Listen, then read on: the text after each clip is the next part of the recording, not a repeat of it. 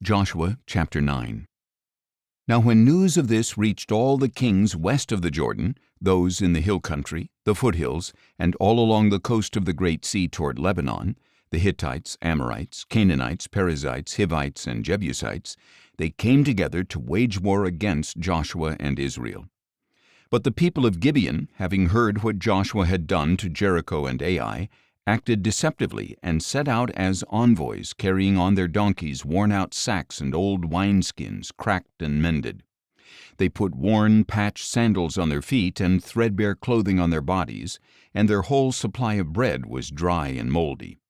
They went to Joshua in the camp at Gilgal and said to him and the men of Israel, "We have come from a distant land. Please make a treaty with us."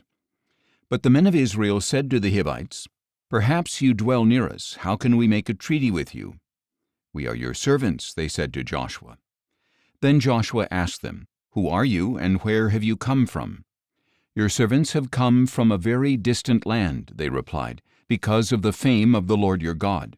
For we have heard the reports about him, all that he did in Egypt, and all that he did to the 2 kings of the Amorites beyond the Jordan, Sihon king of Heshbon, and Og king of Bashan, who reigned in Ashtaroth. So the elders and inhabitants of our land told us, 'Take provisions for your journey, go to meet them, and say to them, "We are your servants, please make a treaty with us." This bread of ours was warm when we packed it at home on the day we left to come to you. But take a look, it is now dry and moldy. These wineskins were new when we filled them, but look, they are cracked, and these clothes and sandals are worn out from our very long journey.' Then the men of Israel sampled their provisions, but did not seek the counsel of the Lord. And Joshua made a treaty of peace with them to let them live, and the leaders of the congregation swore an oath to them. 3 days after they had made the treaty with the Gibeonites, the Israelites learned that they were neighbors living among them.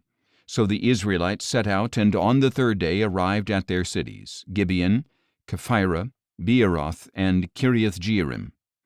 But the Israelites did not attack them, because the leaders of the congregation had sworn an oath to them by the Lord, the God of Israel. And the whole congregation grumbled against the leaders. All the leaders answered, "We have sworn an oath to them by the Lord, the God of Israel, and now we cannot touch them. This is how we will treat them. We will let them live, so that no wrath will fall on us because of the oath we swore to them."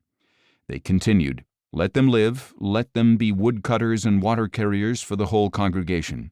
So the leaders kept their promise. Then Joshua summoned the Gibeonites and said, "Why did you deceive us by telling us you live far away from us, when in fact you live among us? Now therefore you are under a curse, and will perpetually serve as woodcutters and water carriers for the house of my God." The Gibeonites answered, "Your servants were told clearly that the Lord your God had commanded his servant Moses to give you all the land and wipe out all its inhabitants before you. So we greatly feared for our lives because of you, and that is why we have done this. Now we are in your hands. Do to us whatever seems good and right to you." So Joshua did this and delivered them from the hands of the Israelites, and they did not kill the Gibeonites.